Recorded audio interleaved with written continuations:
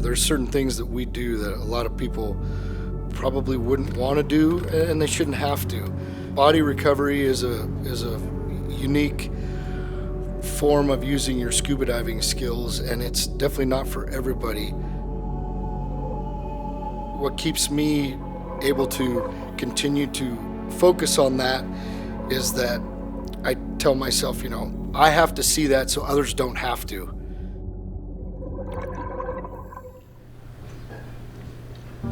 I grew up in Oregon. I was born in North Bend, ended up in Central Oregon as kind of a home base, which is awesome. I love it here. I graduated from Mountain View in 1992 and decided to go into the U.S. Army as a construction equipment operator. Went to Fort Leonard Wood, Missouri for my training, part of the Corps of Engineers.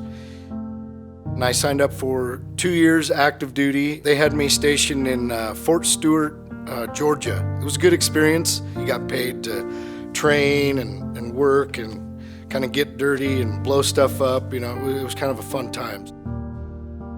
I got out of active duty in 1996 and came back to Bend.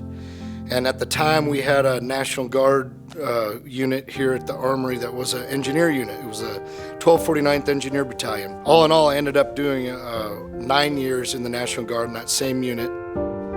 During that time, I had the honor to volunteer to go do security at the 2002 Winter Olympics in Salt Lake City, Utah. That was pretty close to right after 9/11, and so the world was on alert, especially our country, high security. Well, the first couple weeks that we were there, we were doing perimeter security. The venue that we worked was Seven Peaks Arena, and that's where they did all the female hockey events. Once it switched from security to now the Olympics were on, now our unit got to work the magnetometers at the entrance. So all the spectators and everybody that comes into the event, we were basically there to run them through, just like airport security, make sure nobody got in with any weapons or anything that could harm anybody inside there. You think about it, how often do they have Olympic Games here in the United States, let alone that close to your hometown? So it was an opportunity I couldn't pass up.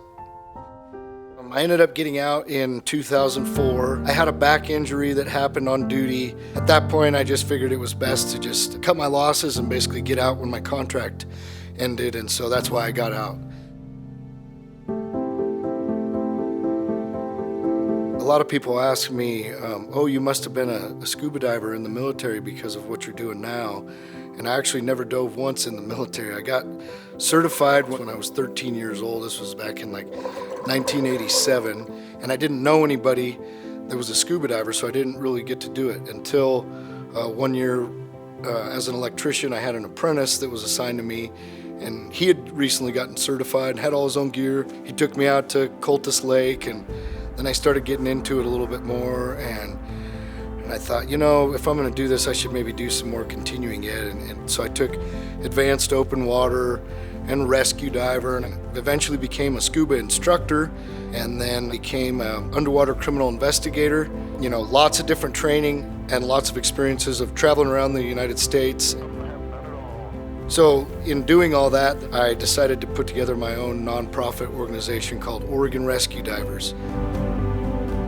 So the main mission of Oregon Rescue Divers is to assist law enforcement agencies, fire and rescue teams, and the local communities in anything aquatic emergency related. Probably one of the hardest parts of being involved with body recoveries is dealing with the families. That's tougher than anything you're going to find out there, because you got to remember, even though you don't know this person, it's somebody's person. And then you finally do find the person, and they say, thank you for sticking it out while nobody else was here to do that. I think that's what hits home, and that's what makes me feel really good about what we do as a team. And being there for the families from the start to the finish is huge for them.